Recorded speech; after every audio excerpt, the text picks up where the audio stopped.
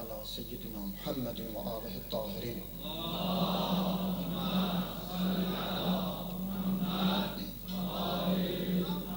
Selamun aleyküm ve rahmetullah. İmam sağ versin. Allah yezzə lənət eləsin. Bizdən qabaq çıxış edən dəyərli ruhani qardaşlarımız və şahidlərimizə təşəkkürümü bildirirəm. Çalışacağım vaxtı çox almayan öz vəzifəmi, borcumu qısa müddətdə başa vuram inşallah. Birinci, məclisin təşkil olunmasında əməyi olan, zəhməti olan bütün möminlərə təşəkkürümü bildirirəm. Bu məclis çox yerində və vaxtında keçirilmiş bir məclisdir. Ona görə ki, bu günləri bu məclisin əsas Kərbala şəhidlərinin və Qarabağ şəhidlərinin bağlılığı dünyada, o cümlədən Azərbaycandan da yığıb, öz ailəsini belə, namusunu belə götürüb, kənarlarda şəhidlik arzusunda olanlara bir dərsdir. Bilirsiniz ki, bugün dünyada şəhidlik məfhumun, şəhidlik adını hərə öz istədiyi kimi, xülasə bugün dünyada, İraqda, Suriyada deyilən şəhidlik, İslamın dediyi şəhidlik deyil. O şəhidlikdə İslamdan başqa nə desin var? Terrorizm, baş kəsmək, uşaqları öldürmək, məscid partlatmaq, əlsiz ayaqsızlara, heç kəsə rəhm etməmək, bu şəhidlikdən başqa xülasə onların içində hər şey var. Və bu məclisindəki şəhidlərimiz Kərbala işığında devizi altında keçirilməsi həqiqi şəhidlik məktəbini ümidvarımı açıqlaya və Azərbaycanda da ki, o yolu gedənlər inşallah ümidvarım ki, Allah onları da bu yoldan qaytarır inşallah. Amma mövzumuzla bağlı birinci, mənim mövzum elə şəhidlik, hamınız bilirsiniz, İslam dinində ən böyük, dəyərli bir mərtəbələrdəndir. Hətta hədislərdə var ki, Allah da onu hər bəndəsinə qismət eləməz. Həzrəti Əli əleyhissalam kimi şəxsiyyətlər öz dualarında Allahdan şəhidlik istəyirlər. İndi bu şəhidlərin də arasında təbii ki, dərəcələr var və Seyyid-i Şuhada, bütün şəhidlər sərvəri, şəhidlər ağası İmam Hüseyin əleyhissalamdır. Və Kərbalada da baxırıq, Kərbala şəhidləri, özləri də ən dəyərli şəhidlərdir. Peyğəmbərimiz özü də buyurub. Hətta hədislərdə var, sual verirlər, Ühüddən də, Bədirdən də ən üstün şəhidlər Kərbala şəhidlərdir. Səbəbi çox genişdən bizdən qabaq hazır vurğuladı. Mən birini demək istəyirəm. Şəhidlik o demək deyil ki, elə vuruşasan, canını verəsən, qanın tökülsün, qutardı getdi. Nə üçün getdiyini, hansı yolda şəhid olduğu və bütün xırdalıqlara qədər hamısını hesablamağı bazarasan. Mən bir şəhidin həyatını demək istəyirəm Kərbaladan. Kərbalada şəhidlərin arasında biri var, Əsləmi Türkü deyirlər ona. Azərbaycandan xülasə əsli türk olub, yazırlar ki, nəsəbi türk olub. Bu Əsləm özü baxmayaraq ki, qulam olub, xidmətçi olub, İmam Hüseyin ağadan meydana getməyə icazə istəyəndə İmam Hüseyin ağa deyir ki, mən səni bağışladım oğlum İmam Səccada, İmam Zeynül Abidin əleyhissalama. Get ondan icazə istər. Əsləm üst tutur xeyməyə, bildiyiniz ki, İmam Səccad xəstə olur və İmam Səccad huşdan getdiyinə görə onunla danışa bilmir. Əsləm imamı yuxudan oyatsın, huşdan oyatsın, ona öz sözün deməyə, icazə almağı istəsindədir, üzün qoydu, İmam Səccadın ayağına başladı sürtməyə. İmam Səccad ayıldı. Nə istəyirsən? Ağamdan icazə istədim, ağam dedi ki, bağışlamışam oğluma, get ondan icazə istə. Və İmam Səccad ağamız özü dua elədi və ona icazə verdi. Sən hətta azadsan, get. Əsləm meydana getdi.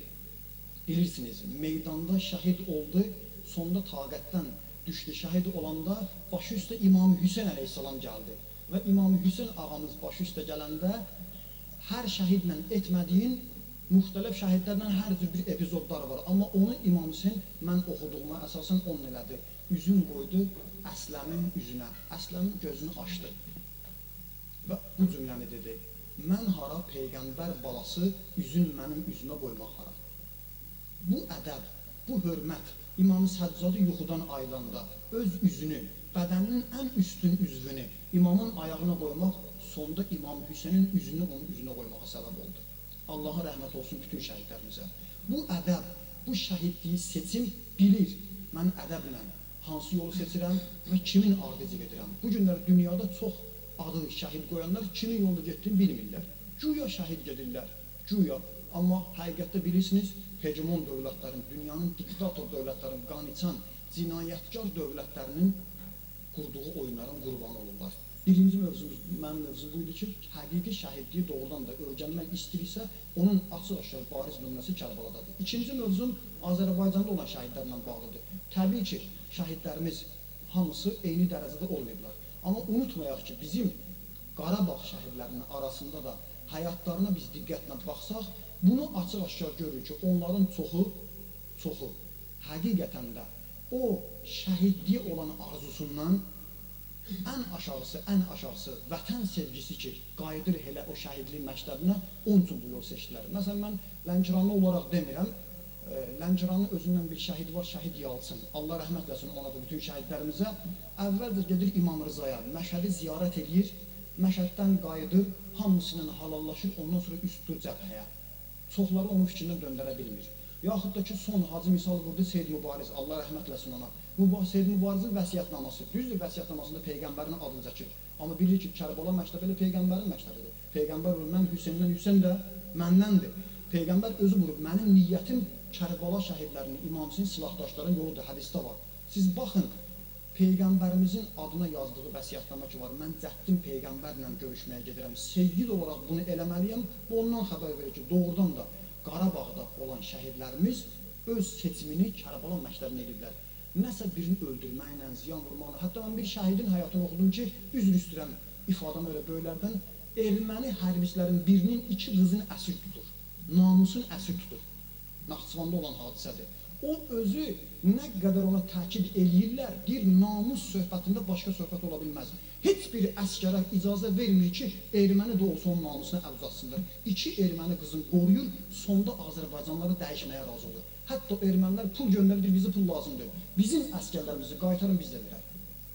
Deyir, o 2 erməni əsrin, erməni qızın öz namusu kimi qoruyurdu bizim hərbisimiz. Bu onu göstərir ki, doğrudan Kərbəla məktəbinə, İmam Hüseyn məktəbinə baxanda həqiqətən də bizim Qarabağda vuruşan igid, mərd oğlanlarımız əqidəli, əxlaqlı, ədəbli insanlar olublar və ümidi var ki, Allah Teala o məktəb ki, Kərbəla məktəbini gediblər Qarabağ şəhidlərimiz, onu gündən-günə cavanlarımızın arasında daha da yayılmağına, daha da möhkəm hamısının əqidəsinə inşallah şamil eləsin. İnşallah. Üçüncü mövzum, sonuncu bir...